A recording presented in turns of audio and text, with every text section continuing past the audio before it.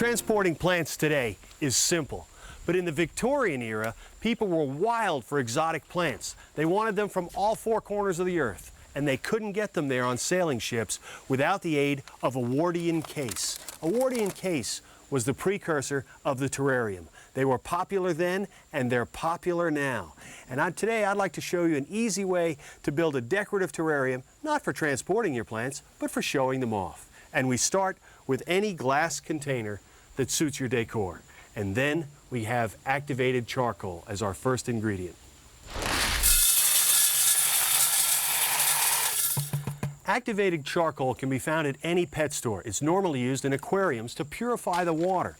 In a terrarium, it serves not only as drainage material, there's no hole in a terrarium, it also serves to sanitize and absorb unwanted chemicals in our container. Once we've got the activated charcoal in, a good thick layer, then we're going to put in potting soil. I prefer a bark-based potting soil as opposed to a peat moss-based potting soil because it absorbs water more readily and doesn't dry out very easily. Don't put in too much. We'll be adding more later.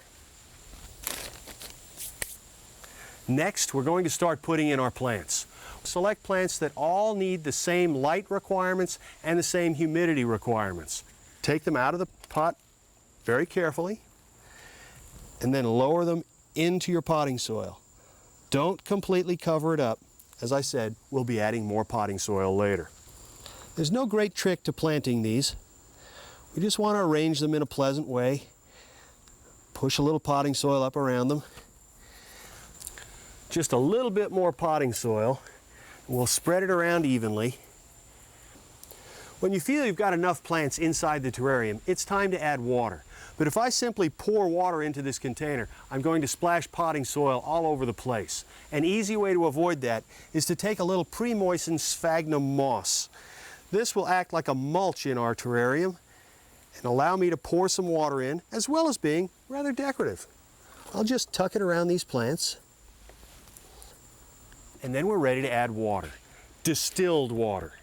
Must be distilled water. We don't want to use well water or tap water because that could potentially build up a layer of chemicals inside our terrarium. This is a very pure environment. When you add water to your new terrarium, don't overdo it. It's difficult to get too much out. We can always add a little more later.